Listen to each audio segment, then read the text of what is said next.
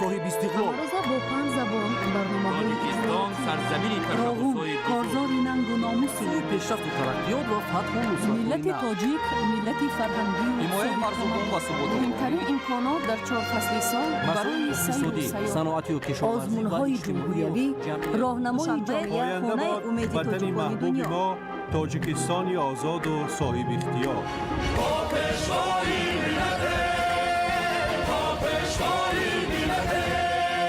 دوست باشید، اتفاق باشید، شکرانه همین دولت کنید، شکرانه همین سرزمین کنید، شکرانه کنید که چنین وطن عزیز و محبوب دارید.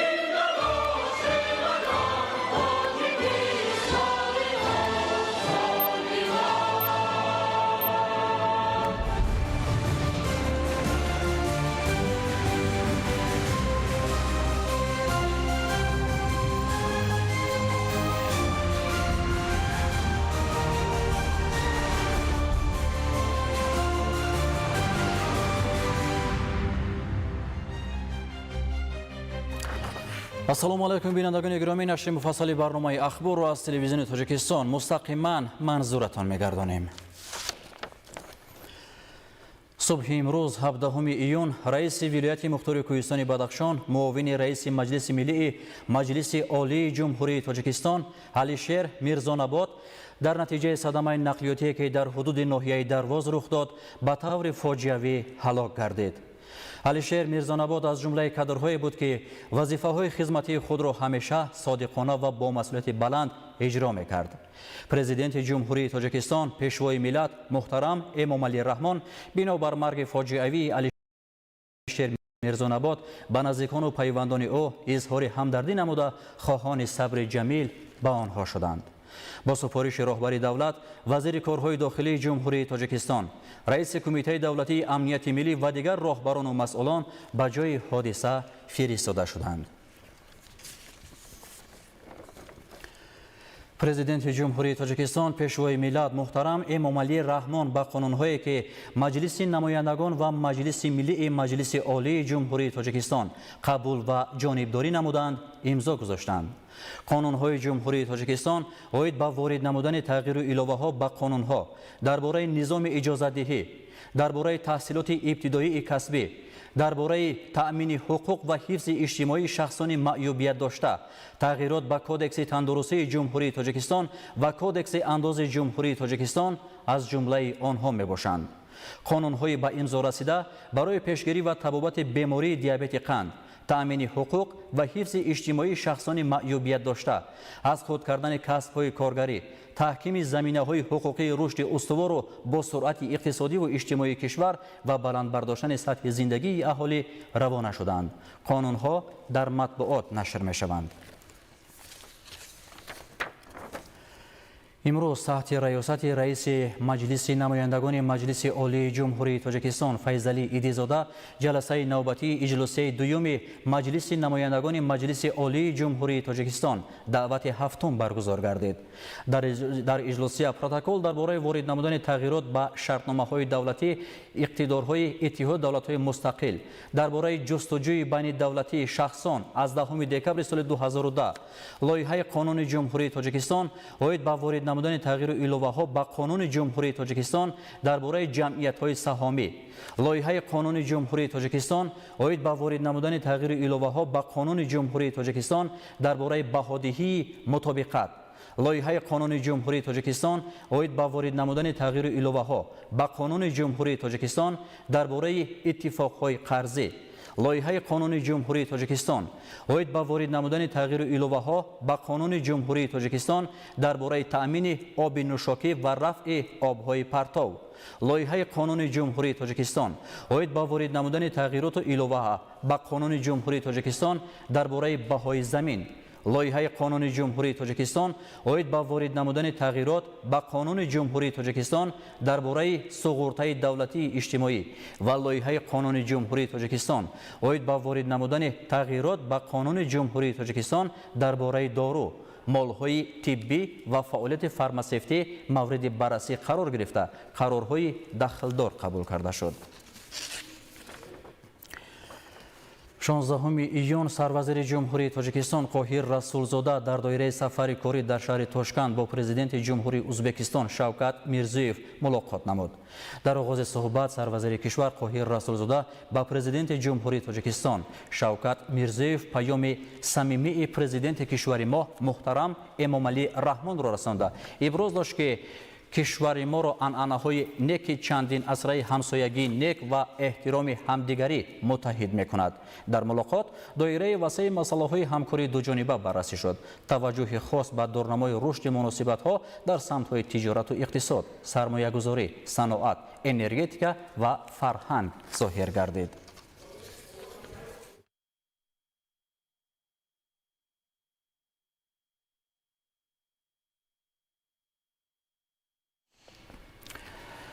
هفدهم ایون سروزیر جمهوری تاجیکستان قاهر رسولزاده در ادامه سفر کاری در شهر تاشکند جمهوری ازبکستان در فروم بین المللی سرمایه‌گذاری تاشکند اشتراک نمودند. 17 ایون سروزیر جمهوری تاجیکستان قاهر رسولزاده در ادامه سفر کاری در شهر تاشکند جمهوری ازبکستان در فروم بین المللی سرمایه‌گذاری تاشکند اشتراک و سخنرانی نمود. ضمن سخنرانی سروزیر کشور دایر شدن فروم مذکور را برای رشد رابطه‌ها در سمت صاحبکاری و سرمایه‌گذاری مهم ارزیابی نموده تاکید کرد که تلاش‌های مشترک به فراهم آوردن فضای مساعد برای رشد استوار اقتصادی شریکی بین منطقوی و امکانیت‌های نوی سرمایه‌گذاری نگرانده شدند. ذکر شد که حالا در تاجیکستان بیش از 110 کارخانه با سرمایه ازبکستان فعالیت چشمرس دارد. شماره شرکت‌های فعال با سرمایه‌گذاری تاجیکستان در ازبکستان باشد از 400 گذشته است. سروزیر کشور ضمن معرفی امکانیت‌های مساعد سرمایه‌گذاری تاجیکستان تاکید کرد که پیشنهاد امتیازهای اندازه گمرکی، تأسیس منطقه‌های آزاد اقتصادی، دستگیری دائمی بخش خصوصی، وارد شدن تکنولوژی معاصر و افزایش استحصال محصولات صنعتی بر رشد ساحه‌های اقتصادی و اجتماعی مساعدت نمود. گفته شد که سال 2025 به اقتصاد تاجیکستان قریب 7 میلیارد دلار آمریکایی سرمایه‌گذاری خارجی جلب شد که نسبت به سال 2024 35% زیاد است. حالا در کشور ما 82 لایحه سرمایه‌گذاری عملی شده ایستاده است. در رابطه با این تاکید گردید که جمهوری تاجیکستان به همکاری متقابلا سودمند با تشکیلات‌های مالیوی، سرمایه‌گذاران و جامعه تجارتی آماده است. در شهر دوشنبه با مقصد سری وقت آماده نمودن ساحه‌های اقتصادیات و اجتماعیات جمهوری برای فعالیت منظم و ثمره بخش در فصل تیر ماه و زمستان سال‌های 2026-2027 جلسه ستاد جمهوریوی برگزار گردید. گزارش در این خصوص. در شهر دوشنبه تحت ریاست معاون سروزیر کشور عثمانعلی عثمانزاده جلسه ستاد جمهوریوی عاید به اجرای قرار حکومت جمهوری تاجیکستان از 28 مارس سال 2026 درباره سریوق آماده نمودن ساحه‌های اقتصادیات و اجتماعیات جمهوری برای فعالیت منتظم و ثمره‌بخش در فصل‌های تیر ماه و زمستان سال‌های 2026-2027 برگزار گردید. در کار جلسه آمادگی ساحه‌های اقتصادیات و اجتماعیات کشور با فصل‌های تیر ماه و زمستان سال‌های 2026-2027 در جمهوری مورد بررسی قرار داده شد. در ادامه جلسه مسئولین وزارت و اداره‌ها، نمایندگان مقامات اجرایی حاکمیت دولتی ولایت‌ها و شهر و ناحیه‌های جمهوری عاید به مسئله‌های بنقشه‌گیری و ذخیره‌نمایی مواد ضروری خوراکواری، استفاده ثمرناک نیروی برق و گرمی و استحصال و تأمینات منتظم آن، ذخیره و استفاده بری انگشت، سوزشواری، مواد ضد لغزش، خوراک چاروا و غیره ابراز نظر کردند. تاکید گردید که حالا هم در بعضی وزارت و اداره‌ها و مقامات محلی شهر و ناحیه‌های کشور بعضی از بندهای قرار حکومت جمهوری تاجیکستان درباره سریوق آماده نمودن ساحه‌های اقتصادیات و اجتماعیات جمهوری برای فعالیت منتظم و ثمره‌بخش در فصل‌های تیر ماه و زمستان سال‌های 2026-2027 اجرا نشده است و وابسته به حالت جای داشته برای هر چه زودتر رفع نمودن کمبودی‌های جای داشته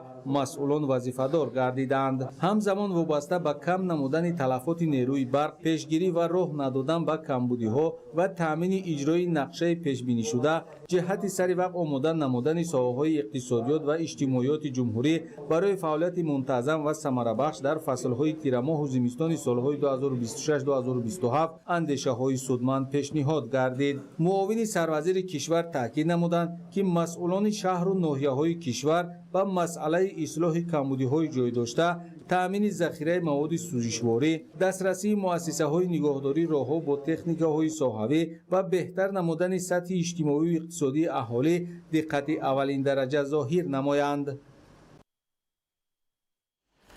رعیت پروری، بشردوستی و انسانگرایی نمونه واضح سیاست پیشگرفته پرزیدنت جمهوری تاجیکستان پیشوای ملت محترم امامعلی رحمان است که بهر سعادت انسانیت خاصه هر فرد تاجیک روانه شده است.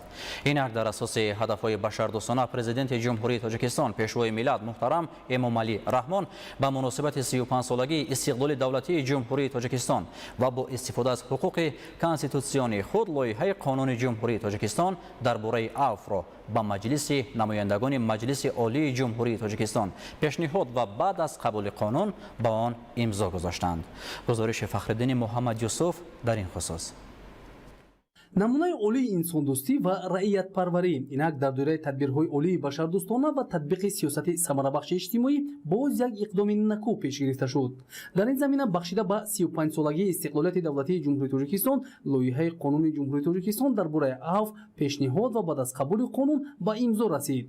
қабули қонун дар бораи афв ифодаи сиёсати инсондӯстонаи президенти ҷумҳурии тоҷикистон пешвои миллат муҳтарам эмомалӣ раҳмон буданд ба шахсоне ки даст ба ҷиноят заданд имконият медиҳад ки ислоҳ шаванд ва ба назди наздикону пайвандони худ баргашта ба кору фаъолияти созанда машғул шаванд. 16 июни соли 2026 ин қонун аз ҷониби маҷлиси намояндагон қабул карда шуд ва ҳамзамон ба имзои президенти мамлакат пешниҳод карда шуд. пешниҳоди қонуни ҷумҳурии тоҷикистон дар бораи афв боз як баротиба аз бузургии президенти мамлакати мо, аз хислати инсондӯстии он кас, яъне ба ғайр аз он ташаббусҳое ки дар арсаи байналмилалӣ доир ба масъалаҳои гуногуни ҷаҳонӣ, яъне глобалии ҷаҳонӣ пешниҳод карда истоданд дар баробари масъалаҳои об, масъалаҳои баландбардоштани маърифати ҳуқуқӣ. имрӯз боз президенти мамлакат дар арафаи 35-солагии ҷашни истиқлоли давлатӣ пешниҳод намудани ин қонун, ман фикр мекунам боз як аз нишон дод, боз як аз ҳамон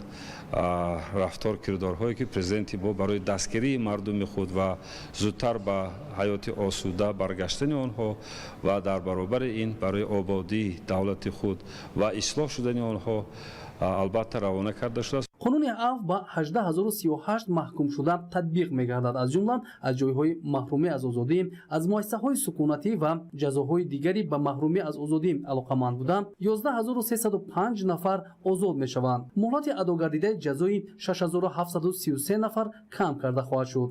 қонун нисбат ба занон ва ноболиғон имтиёзҳои бештарро пешбинӣ мекунад. аз 507 нафар занон ки адои ҷазо менамоянд, 248 нафар аз адои боқимондаи ҷазо озод мегарданд ва нисбат ба 259 нафар муҳлати адои ҷазо кам карда мешавад. аз 134 нафар ноболиғе ки адои ҷазо менамоянд, 99 нафар аз адои боқимондаи ҷазо озод гардида, нисбат ба 35 нафар муҳлати боқимондаи адои ҷазо кам карда хоҳад шуд. албатта қонуни номбурда аз дигар лоиҳаи қонунҳое ки пештар қаблӣ қабул шуда буданд дар худ хусусиятҳои хоси худро дорад. қисми 2 модда 11 дар бораи қонуни мазкур мегӯяд ки доғи суду шахсонеро ки то рӯзи қабули қонуни мазкур ҷиноятҳои начандан вазнин ва ҷиноятҳои дараҷаи миёна содир карда буданд, ин қонун доғи суду ин категорияи шахсонро мебардорад ки яке аз навигариҳои ҳамин қонун мебошад.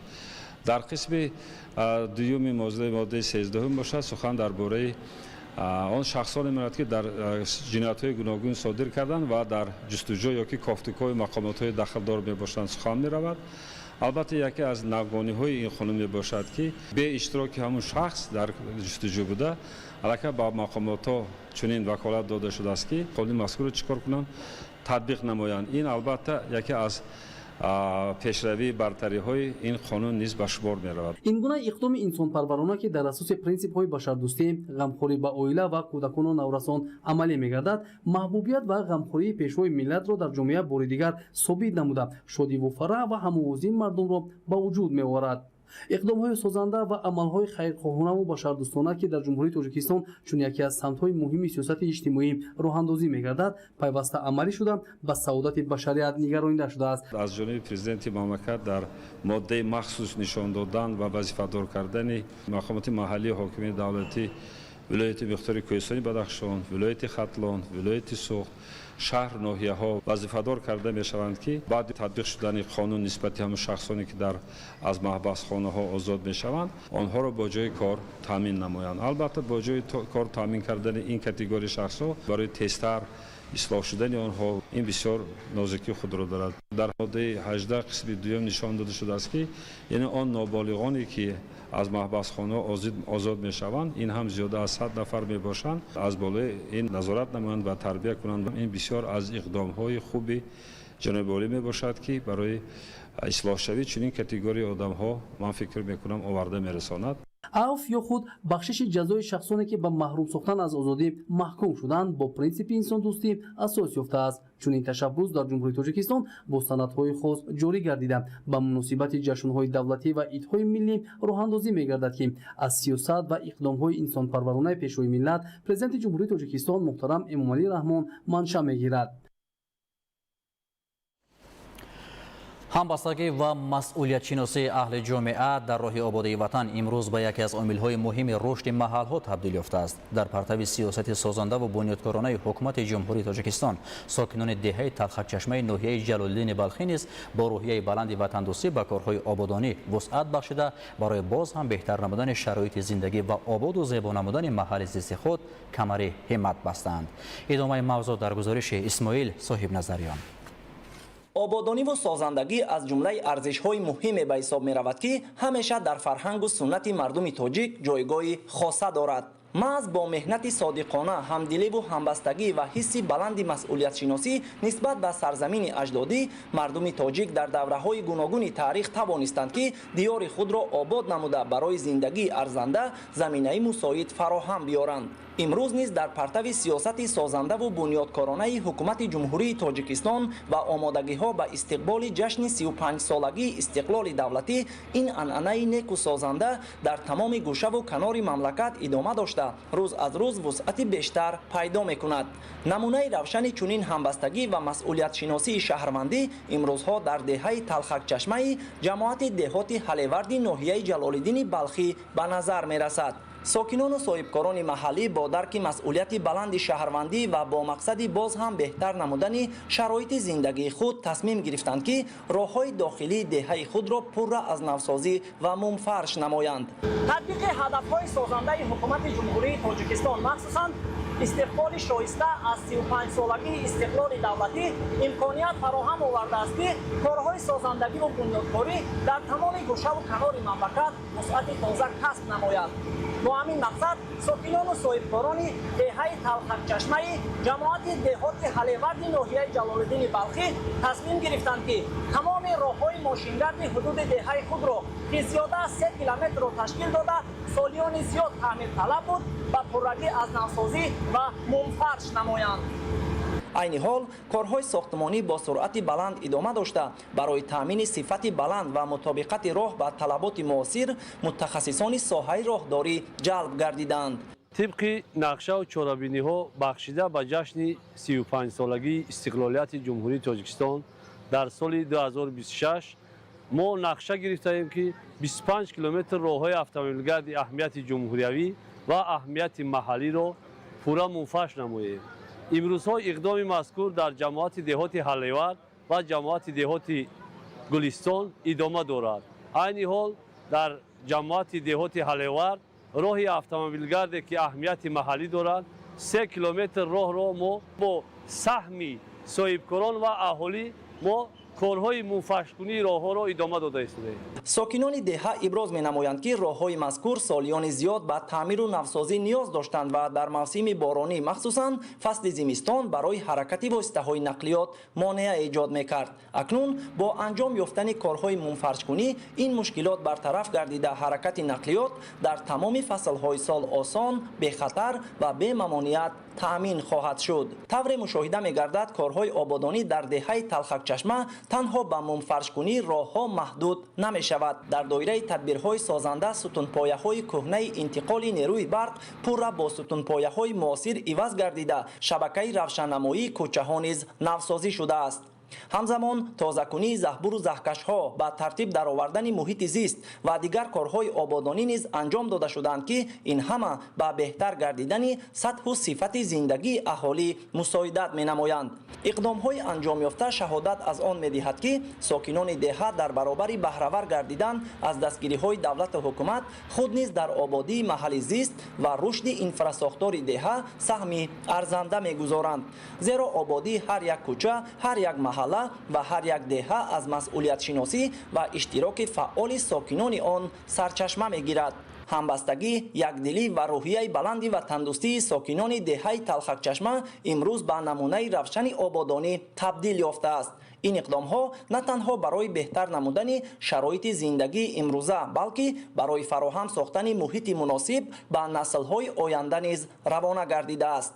маҳз чунин ташаббусҳои созанда нишон медиҳад ки мардуми Тоҷикистон сиёсати ободкоронаи президенти ҷумҳурии Тоҷикистон, пешвои миллат муҳтарам Эмомалӣ Раҳмонро ҳамаҷониба дастгирӣ намуда дар пешрафту шукуфоии ватани маҳбуб саҳми босазои худро мегузоранд. сокинони ин деҳа ният доранд ки минбаъд низ бо ҳамин рӯҳияи баланди ҳамкорӣ ва ҳисси масъулиятшиносӣ корҳои ободониву созандагиро идома дода барои боз ҳам зеботару обод гардонидани маҳалли зисти худ саҳм гузоранд. зеро ободии ватан аз ободии ҳар як деҳа ва маҳалла оғоз меёбад ва ин рисолат танҳо ба ҳамдиливу заҳмати дастаҷамъона амалӣ мегардад.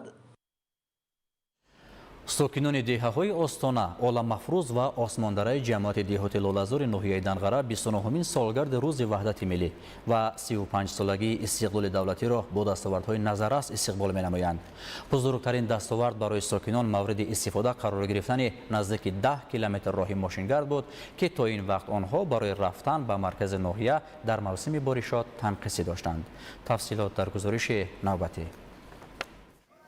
ин роҳпаймоии осоиштаи сокинони деҳаҳои дурдасти Остона, Оламафрӯз ва Осмондараи ҷамъияти деҳоти Лолазори ноҳияи Данғара аст ки бо шукргузорӣ аз тинҷиву осоиштагӣ бахшида ба 29-мин солгарди рӯзи ваҳдати миллӣ ба ҳам омаданд.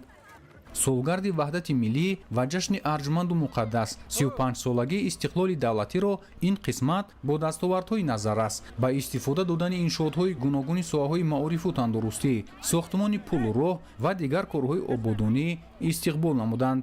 бузургтарин дастовард барои ин сокинон мавриди истифода қарор гирифтани роҳи мошингард буд ки то ин вақт онҳо барои рафтан ба маркази ноҳия дар мавсими боришот танқисӣ доштанд.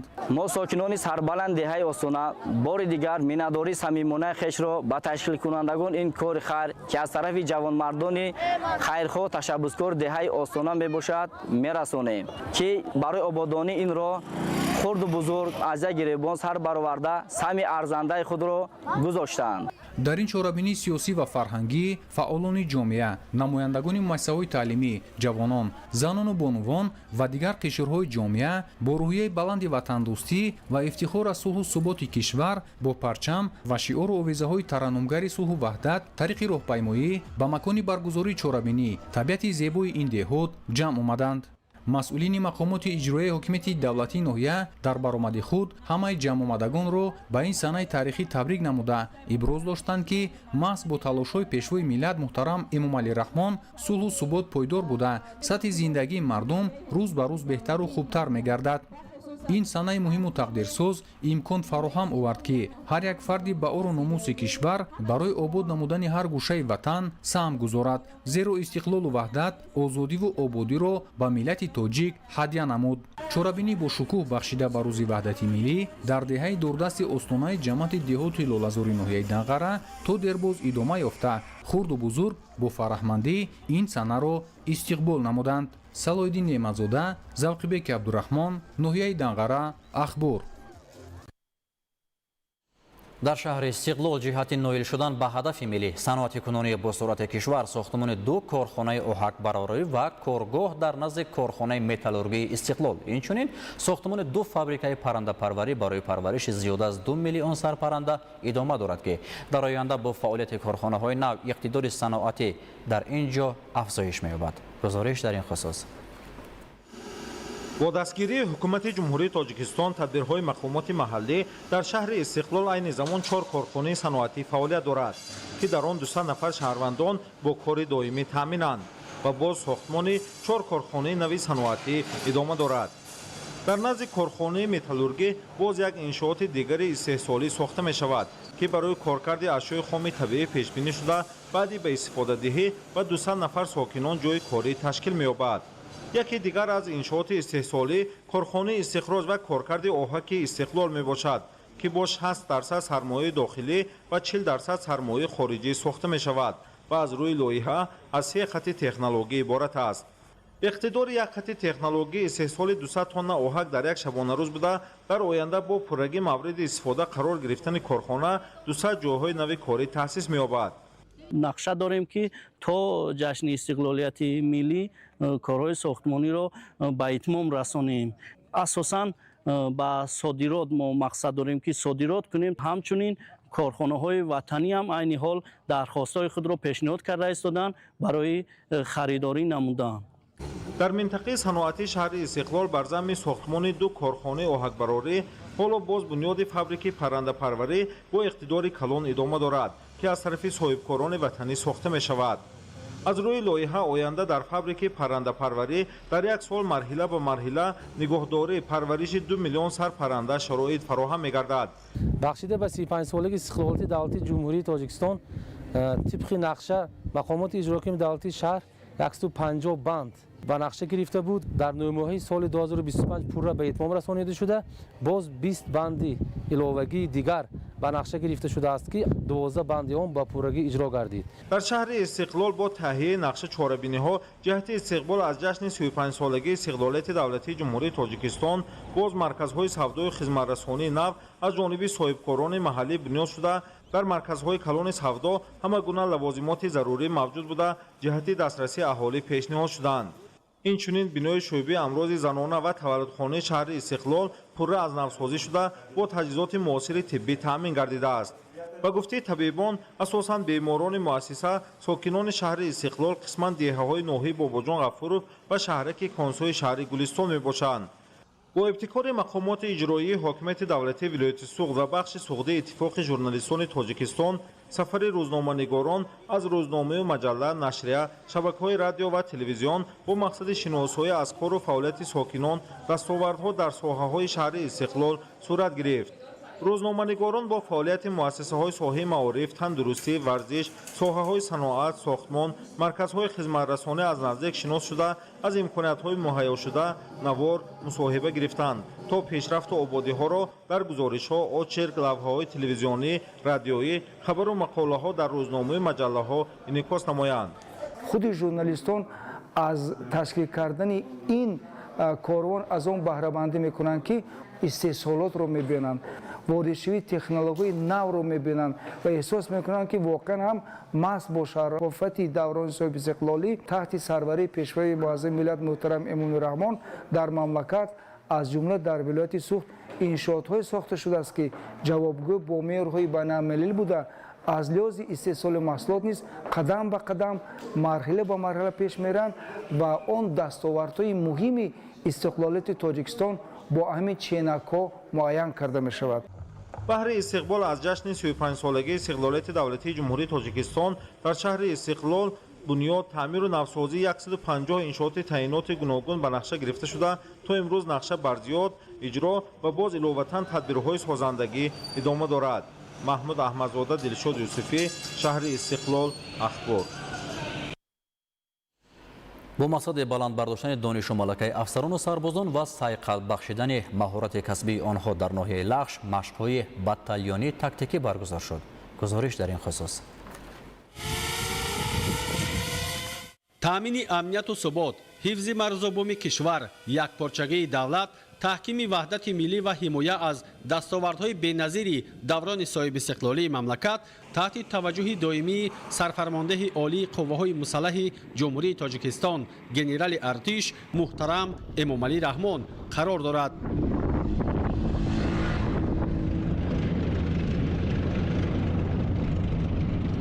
این توجه و دستگیری‌های دائمی هر یک فرد پیش از همه خدمتچیان حربی ارتش ملی را وادار می‌سازد که همیشه آمادگی سطح بلندی کسبی داشته باشند.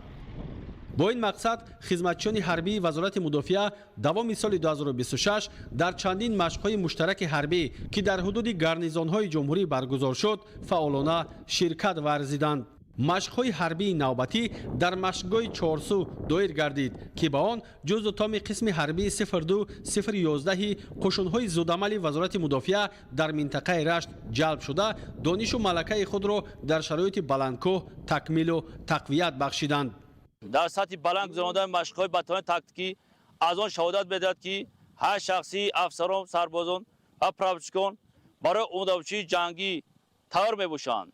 مشق‌های باتالیونی تاکتیکی مخصوص در شرایط بلندکوه طبق نقشه طرح‌ریزی گردیده با تشکیل خیمه‌های صحرایی، فراهم آوردن شرایط مساعد اجرای وظیفه‌های خدمتی در وضعیت تهدید خطر با استفاده از واسطه‌های حاضرزمان جنگی صورت گرفت. هیئت شخصی و تمام نمود تکنیک‌های جلب گردیده به مشق‌های مذکور با ترتیب صف‌بندی و رعایت چاره‌های بخطری به مکان برگزاری مشق‌ها یعنی تمرینگاه چهارسو انتقال داده شدند. اشتراکچیان مشق‌ها از حساب متخصصان ورزیده ساحه نظامی مطلب به مشق‌ها پیش‌بینی گردیده را در 4 مرحله عملاً کارکرد نمودند. از جمله در مرحله یکم آزمایش‌های مذکور نظامیان منطقه رشت ضمن سفربری قوه و واسطه‌ها راه‌های معاصر پیشگیری حمله به قطاره‌های حربی را کارکرد و مورد آموزش قرار دادند. در این مرحله عمل حرکت جزء تام‌ها به منطقه جمع‌شوی نیست و نابود نمودن دشمنی در کمین بوده با واسطه گروه‌های تاکتیکی ضربه‌زن در موتورسیکل‌ها و تازه نمودن راه‌ها از ماده‌های ترکنده اجرا کرده شد. همساله در مشقگاه چهارسو تقریباً 7 مرتبه مشق‌های گوناگون نظامی گذرانیده می‌شود. این نوبت با جلب هیئت شخصی مشق‌های نظامی باتالیونی تاکتیکی آغاز گردیده است.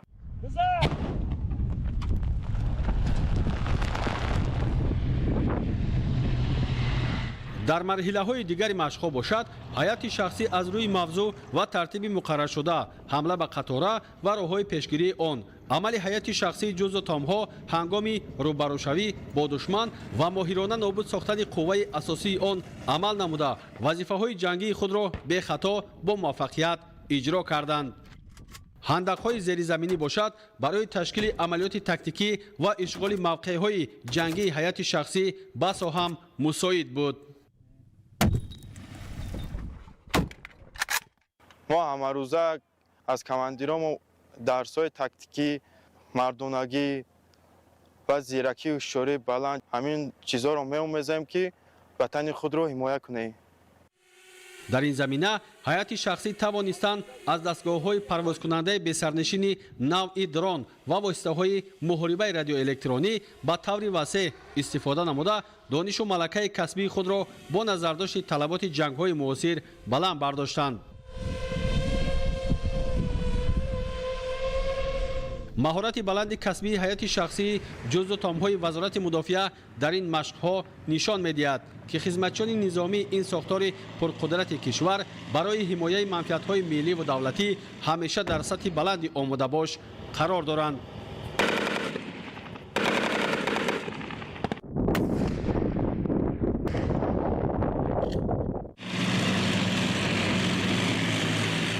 همین طور گروه ها با مشورت فرماندهان و در هماهنگی با یکدیگر با موقع رقیب از همه نیرو و واسطه های موجوده آتش کشیدند.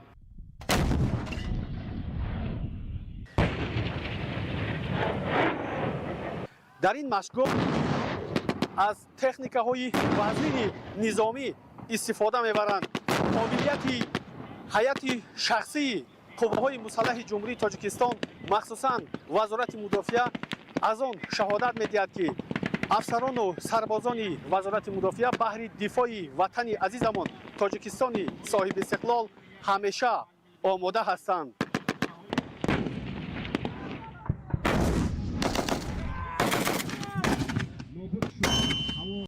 ҳамзамон тибқи матлаби машғулиятҳо бо назардошти қувваи афзалиятдоштаи душмани шартӣ аз техникаҳои вазнини ҷангӣ низ истифода гардида ба сӯи ҳадафҳо оташи шадиди танку тӯб равона карда шуд.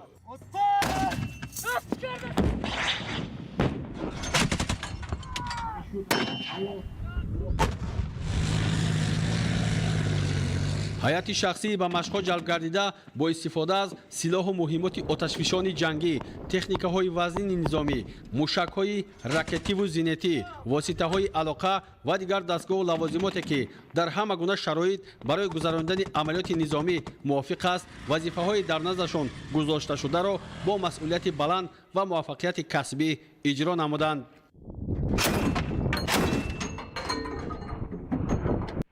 мақсад аз ташкилу гузарондани чунин машқҳои амалиёти тактикӣ агар аз як тараф такмилу тақвият бахшидани маҳорати касбии ҳайати шахсӣ бошад, аз ҷониби дигар ҳамоҳанг сохтани фаъолияти омодабошии ҷузъу томи савораи тирандози кӯҳии қушунҳои зудамали вазорати мудофиа арзёбӣ мешавад.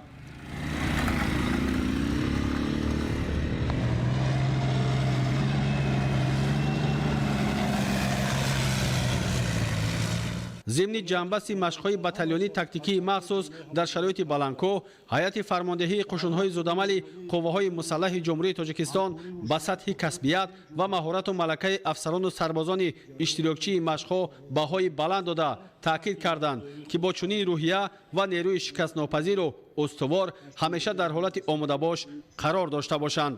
дар охир барои нишондиҳандаҳои назаррас дар рафти тамринҳо ва иҷрои бо муваффақияти супоришҳои ҷангӣ як қатор хизматчиёни ҳарбӣ бо сипосномаву ифтихорномаҳо сарфароз гардонида шуданд. машқҳои батальёни тактикии навбатӣ дар ин машқгоҳи таълимии кӯҳӣ бо гузашти низомии ҳайати шахсӣ ба поён расид. имсол кишоварзони шаҳри Сарафшан майдони кишти картошкаро ба 2515 гектар расонида дар қитъаҳое ки аз оби полезӣ танқисӣ мекашиданд бо усули қатраборонӣ обёриро ба роҳ монданд. Гулчеҳраи Саттор гузориш медиҳад. бо роҳҳои инноватсионӣ парвариш намудани зироат заминаи мусоидест барои фаровонии ҳосили оянда. интихоби тухмии босифат, риояи технологияи парвариш, соҳибихтиёрӣ дар истеҳсолу фурӯши маҳсулот ва имтиёзҳои дигари соҳа саҳмдорони хоҷагиҳои деҳқонии шаҳри Истарафшанро барои истифодаи оқилонаю бо самари ҳар қитъазамини ҳосилхези диёр ҳавасманд месозад.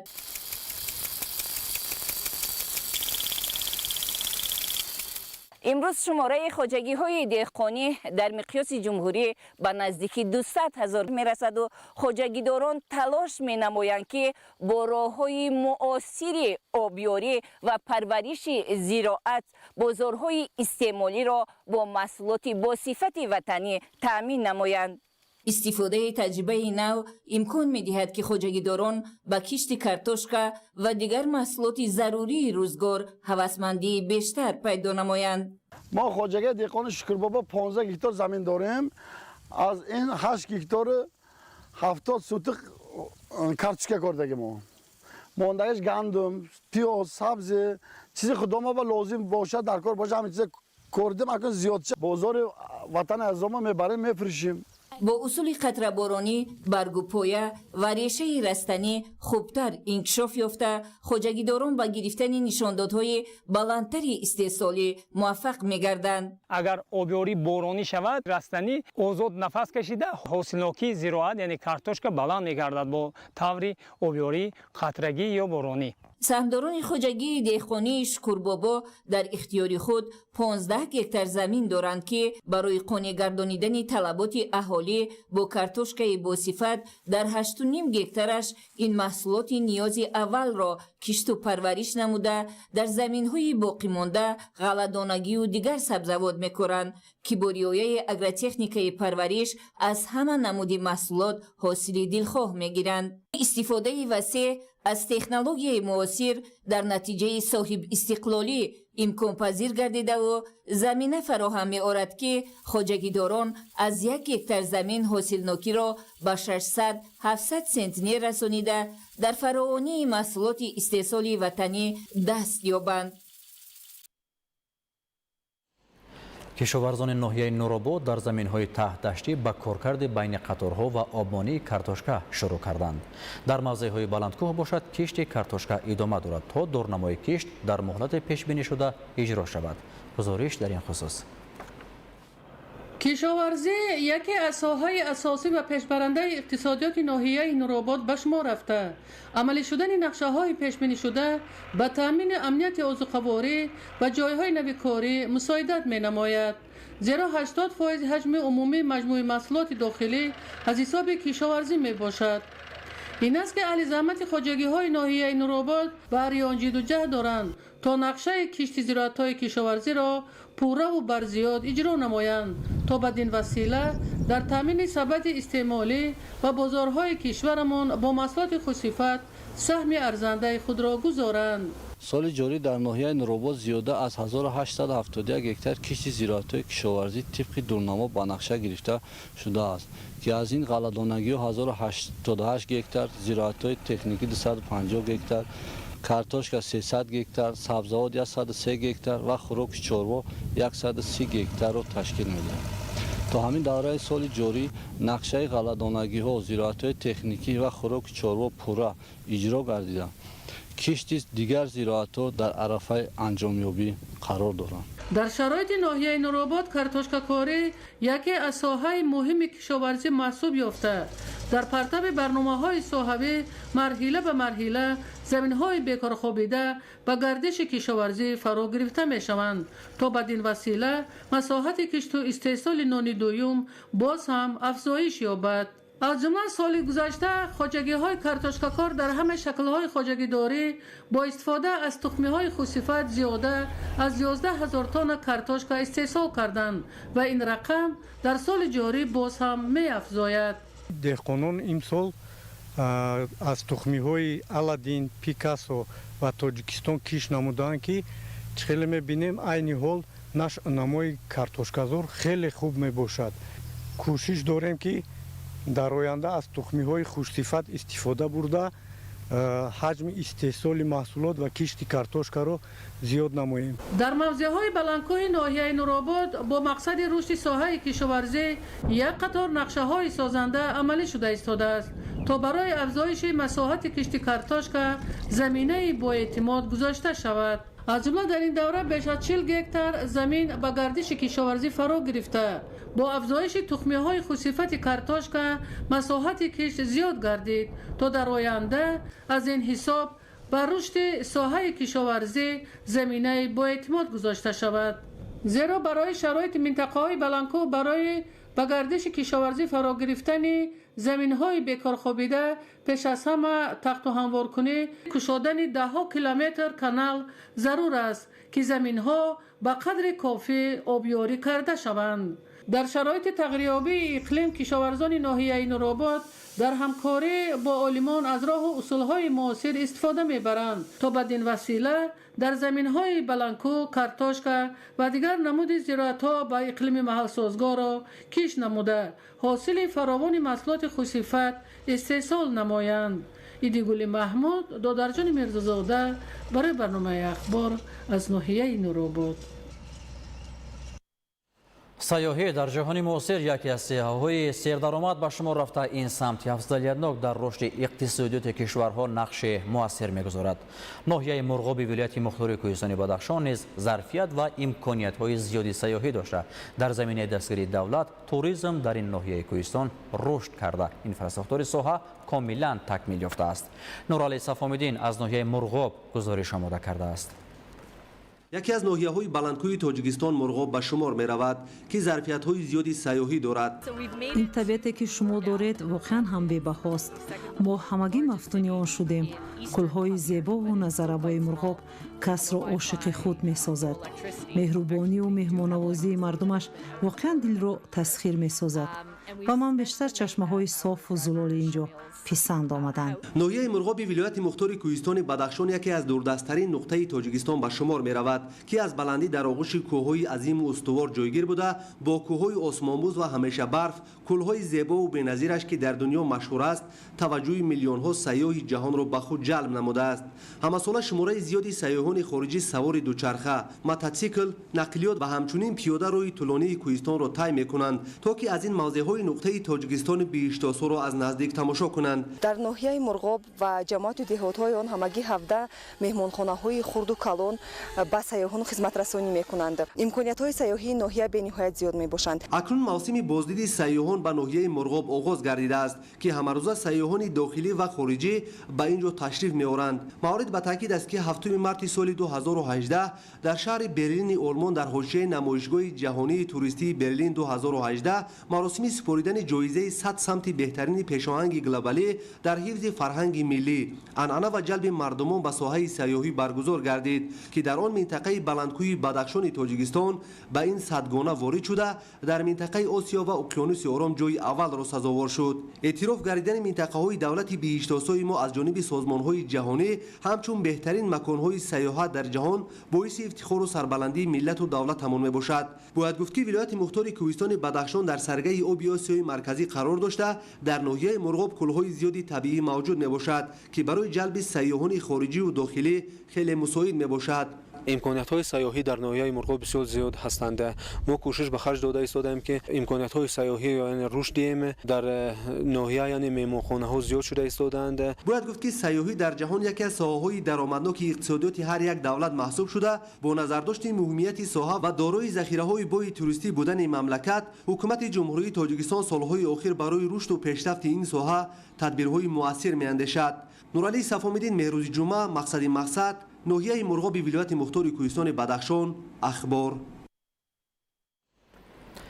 با مقصد تحکیم رابطه‌های دوستانه، اهمیت وحدت و استقلال در تامین زندگی آسایشته مردم و امروز و فردای درخشان تاجیکستان، حفظ فرهنگ عائله‌داری، بلند برداشتن سطح معرفت‌ناکی ساکنان مخصوصاً زنان و جوان دختران و حفظ دیگر ارزش‌های ملی از جانب کمیته کارگزاران و عائله، گروه تبلیغاتی و تشویقاتی نوای مادران وحدت سرا تشکیل گردیده ضمن سفر به شهر و ناحیه‌های ولایت ختلان، اینچنین شهرهای بستان و استرافشان با جلب ساکنان محله چاره‌بینی‌های معرفتی برگزار گردید.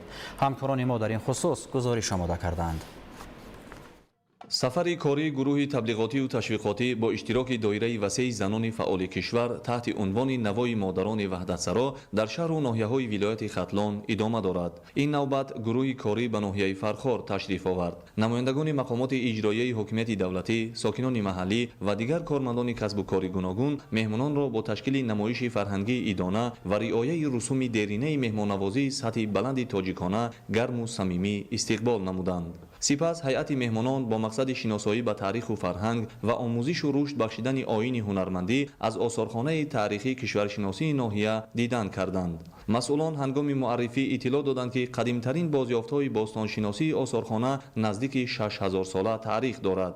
در یکی از گوشه‌های آثارخانه یادداشتی از محصول هنر و دستاوردهای فرهنگی هنرمند زنده‌یاد مقدس نبی‌اوا که در ناحیه فرخار کمال یافته و به اوج هنر راه یافته بود معرفی می‌شود. توجه هیئت مهمانان را نیز از همه بیشتر همین گوشه آثارخانه جلب نمود، زیرا با پیشنهاد یکی از ترانه‌های مشهور این هنرمند در اجرای یکی از اشتراکیان فعال آزمون جمهوری تاجیکستان وطن عزیز من احساس افتخار و بالید خاطری و فضای فرح بخش را فراهم آورد.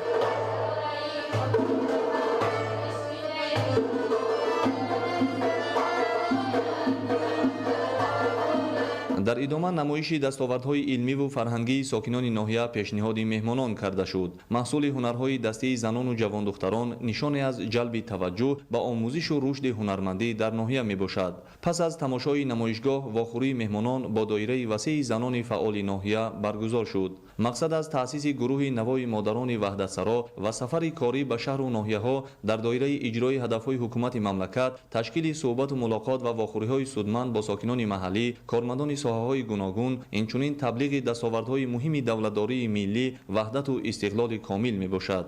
این نکته ضمن برآمد اشتراکداران ابراز گردید. بنیاد عائله‌های سالم، تربیت درست فرزند و حفظ دستاوردهای ملی که در تطبیق این هدف مادران سهم ارزشمند دارند از مهمترین مسئله‌های مورد نظر عنوان شد. در خاتمه ملاقات برنامه جالب فرهنگی هنرمندان ناحیه چون دستاویز ایدانه تقدیم گردید. ضمن برگزاری چنین صحبت و ملاقات با افسران و سربازان دیدبانگاه سرحدی دایر به ماهیت استقلال و وحدت ملی اندیشه‌رانی شده، حفظ این دستاوردها مایه افتخار و قرض شهروندی هر فرد خودشناس ارزیابی گردید. جریان سفر کاری گروه مادران وحدتسرا پس از ناحیه فرخار به ناحیه میر سعید علی حمدانی ادامه یافت. پذیرایی صمیمی مهمانان با نشان احترام و محبت همدیگری، پایداری ثبات و آرامی کامل و دوستی و وحدت سرتاسر کشور با طبل شادی و فرح افزا اجرا گردید. در زمینه تطبیق نقشه و هدفهای سازنده گروه کاری در ناحیه سلسله واخوری‌ها با ساکنان و تشکیل چهاربینی‌های معرفتی را دایر نموده، اقدام مذکور را ادامه تشبس‌های مقصدناک کمیته کار با زنان و عائله نزد حکومت جمهوری تاجیکستان بهر مساعدت در پیشرفت ساحه‌های گوناگون و به علم و هنرآموزی جلب ساختن زنان و جوان دختران اظهار داشتند. مهمانان در ناحیه میر سعید علی حمدانی از مؤسسه‌های فرهنگی و فراغتی و تاریخی ناحیه دیدن کرده، دایر به فعالیت علمی و مهنتی دیروز و امروز مردم ناحیه و روند تدریجاً افزاینده دستاوردهای استحصالی در زمان صاحب استقلالی شناس شدند. قسمت اساسی واخوری هیئت مهمانان با ساکنان و کارمندان ساحه‌های مختلف در تالار فرهنگی فیلارمون مردمی به نام آدینه هاشم با تشکیل چهاربینی معرفتی برگزار گردید. راه اندازی چنین سفر کاری در عرفه استقبال از روز وحدت ملی بسا رمزی بوده، موضوع محوری ملاقات با ساکنان نیز محض به این سمت نگرانیده شد. با اظهار یادآوری از تاریخ دولتداری تاجیکان و بار دیگر معرفی کارنمایی و قهرمانی‌ها و تشبس‌های بی‌نظیر پیشوای ملت محترم امامعلی رحمان دایر به اهمیت وحدت و استقلال در پایداری امنیت و ثبات سرتاسری و تامین حیات آسایشته مردم با افتخار اندیشه‌رانی کرده شد. همزمان بهر پیشگیری پاشخوری عائله‌ها و بلند برداشتن سطح معرفت‌ناکی زنان مخصوصاً جوان دختران جهت حفظ فرهنگ لباسپوشی ملی ورقه‌های تبلیغاتی دسترس گردید. در فراورد چهاربینی بهر فراغت اشتراکداران برنامه مکمل فرهنگی هنرمندان ناحیه با پیشنهاد سرود و ترانه‌های وصاف صلح و استقلالیت پیشنهاد گردید. گروه تبلیغاتی و تشویقاتی تحت عنوان نوای مادران وحدتسرا که با ابتکار کمیته کار با زنان و عائله نزد حکومت جمهوری تاجیکستان سازمان یافته است به شهر و ناحیه‌های کشور سفر نموده با زنان و بانوان و سابقه‌داران صحبت و واخوری‌های سودمند را انجام داده ایستادند. بینید که ما امروز در یکی از خواجگی‌های کلانترین ناحیه دوستی اشتراک داریم.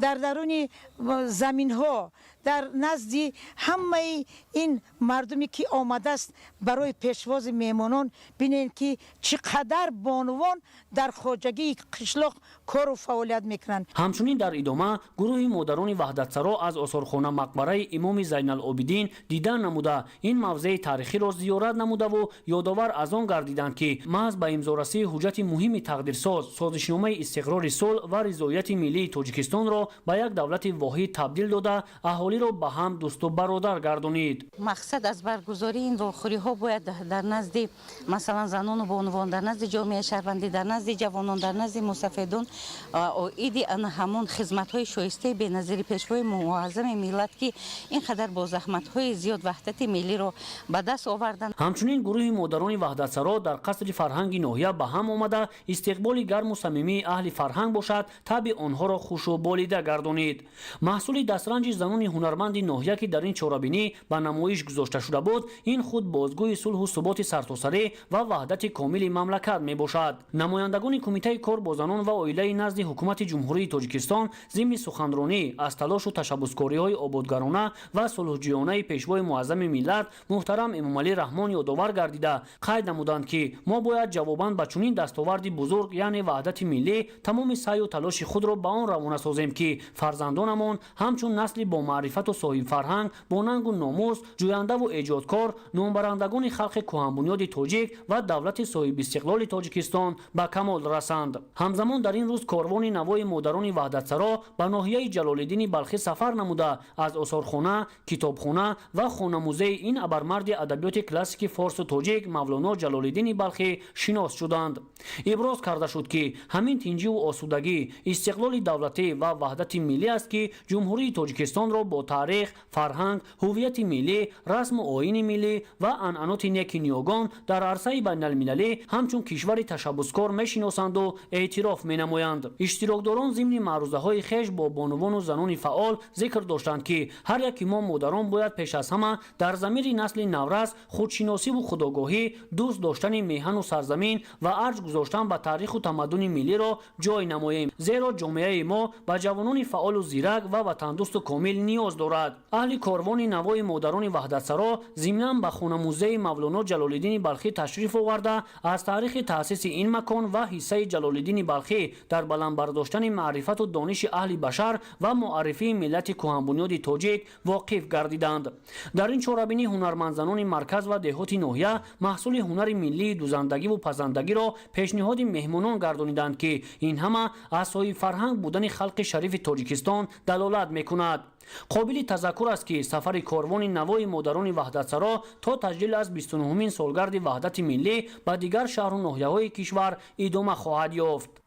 در عرفه تجلیل یکی از مهمترین جشن‌های دولتداری روز وحدت ملی، شهر باستانی استرافشان شاهد یک رویداد مهم فرهنگی و معرفتی گردید. کاروان فرهنگی معرفتی نوای مادران وحدتسرا که با تشبث کمیته کاربازان و عائله نزد حکومت جمهوری تاجیکستان تشکیل شده از بانوان فعال، صاحب تجربه و ترغیبگران صلح و وحدت از تمام منطقه‌های کشور عبارت است، با سفر دوستی و همدلی به این شهر کهن بنیاد تشریف آوردند. مهمانان را در نزد مؤسسه دولتی مجمع تاریخی و فرهنگی قلعه مغ، نمایندگان مقامات محلی، فعال زنان، جوانان و ساکنان شهر با روحیه بلند ایدانه استقبال گرفتند. گل و گلدسته‌ها، شیرینی‌های ملی، سرود و ترانه‌های وطن‌دوستانه و شعر و سخنان صمیمی فضای گرم و خاطرمان را به وجود آوردند که از احترام و قدرشناسی مردم شهر استرافشان نسبت به مهمانان شهادت می‌داد. اثنای سخنرانی اشتراکچیان کاروان معرفتی اظهار داشتند که این سفر فرهنگی تنها یک دیدار نبوده، بلکه پیام دوستی، همدیگر فهمی و تحکیم ارزش‌های مقدس ملی به حساب می‌رود. زیرا محض مادران در جامعه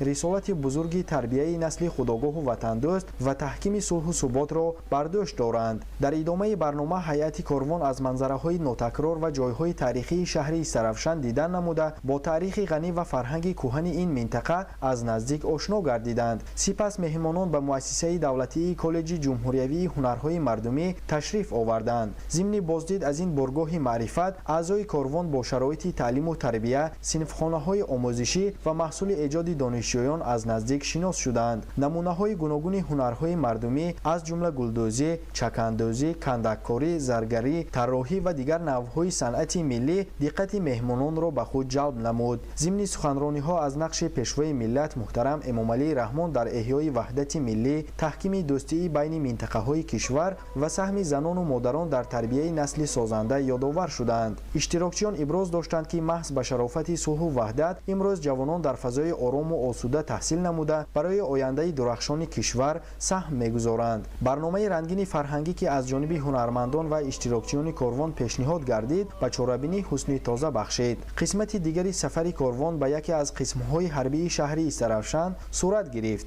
در اینجا مادران وحدتسرا با افسران و سربازان و سرحدبانان شجاع وطن ملاقات صمیمی انجام دادند. در جریان صحبت‌ها از خدمت‌های شایسته محافظان مرز و بوم کشور، مسئولیت بلند آنها در حفظ امنیت و ثبات دولت و نقش جوانان در تحکیم اقتدار مدافعی مملکت سخن رفت. مادران به سربازان برای خدمت صادقانه اظهار سپاس نموده، آنها را به دوست داشتن وطن، حفظ مرز و بوم کشور و اجرای صافدلانه قرض شهروندی دعوت کردند. در نوبت خود خدمتچیان حربی نیز آمادگی خود را برای حفظ دستاوردهای استقلالیت و وحدت ملی تاکید نمودند.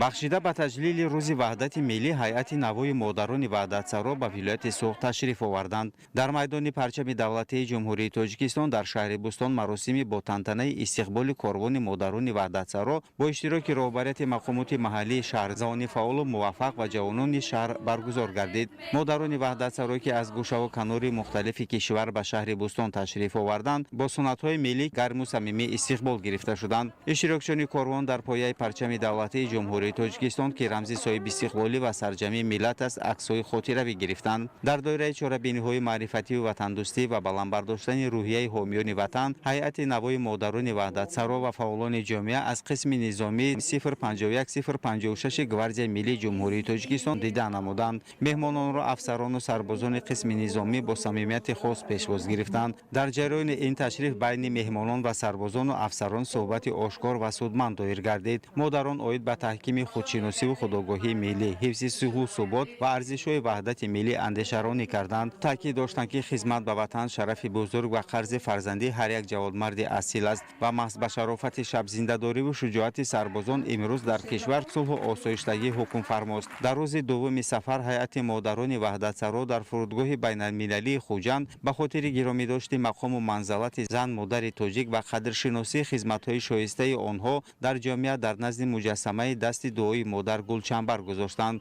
سپس در کالج صنعت شهر بوستان واخوری هیئت نوای مادران وحدت‌سرا با زنان فعال شهر برگزار گردید. قید گردید که به دست آمدن وحدت ملی مرحله نوی دولتداری ملی به حساب می رود، زیرا این پدیده تاریخی خطر پراکنده گردیدن ملت و از بین رفتن دولت تاجیکان را پیشگیری نموده راه را برای برقرارسازی اقتصادیات خراب گردیده و تامین نمودن رشد منبع اجتماعی و اقتصادی هموار ساخت. در مدت نچندان طولانی تاریخی در کشور پیشروی‌های زیاد به عمل آمده، شرایط ساکنان سال از سال بهتر و خوبتر گردید و امکانیت‌های مساعد زندگی فراهم آورده شد.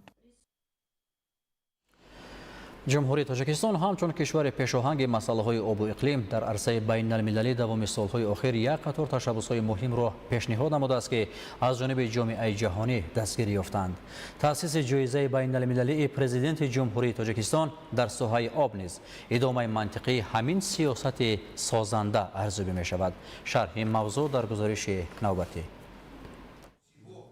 در دانشگاه ملی تاجیکستان همایش علمی معرفتی تحت عنوان جایزه بین المللی پرزیدنت جمهوری تاجیکستان در ساحه آب قدم نو در تحکیم دیپلماتیای آبی و رشد استوار برگزار گردید.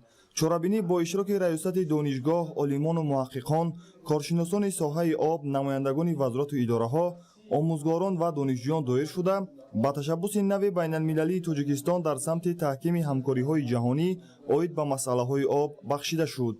ضمن همایش تاکید گردید که جمهوری تاجیکستان همچون کشور پیشاهنگ مسائل آب و اقلیم در عرصه بین المللی طی سالهای اخیر یک قطار تشبس‌های مهم را پیشنهاد نموده است که از جانب جامعه جهانی دستگیری یافتند. تأسیس جایزه بین المللی پرزیدنت جمهوری تاجیکستان در ساحه آب نیز ادامه منطقی همین سیاست سازنده ارزیابی می‌گردد. جاری گردیدن این جایزه برای هوسمندسازی عالمان، محققان، اختراعکاران و تشکیلات‌های فعال در سمت حفظ ذخیره‌های آبی، استفاده عاقلانه آن و رشد تکنولوژی‌های معاصر مربوط به آب مساعدت خواهد کرد. در قسمت علمی چاره‌بینی موضوع‌های گوناگون وابسته به نقش دیپلماتیای آبی در تحکیم صلح و ثبات، همکاری‌های منطقوی، تأمین امنیت آب و تطبیق هدف‌های رشد استوار پیشنهاد شدند. کارشناسان تاکید کردند که تشبس نو تاجیکستان میتواند با گسترش مبادله دانش، تجربه و نوآوری‌ها در سطح بین المللی زمینه مساعد فراهم آورد. همزمان ذکر گردید که مسئله آب در شرایط تغییریابی اقلیم به یکی از مهمترین مسائل‌های روزنامه جهانی تبدیل یافته، تلاش‌های مشترک دولت‌ها و نهادهای علمی را تقاضا می‌کند. در فرجام همایش اشتراکچیان تأسیس جایزه بین المللی پرزیدنت جمهوری تاجیکستان در ساحه آب را اقدام سریوقتی و دارای اهمیت بزرگ بین المللی ارزیابی نموده، نقش آن را در تحکیم دیپلماتیای آبی، رشد علمی ساحوی و پیشبرد هدفهای رشد استوار مهم دانستند. بیننده‌های عزیز، در همینجا نشر مفصل برنامه اطلاعاتی اخبار به انجام رسید. با امید صحتی و خانوادگی هر یک شما تا برنامه‌های دیگر.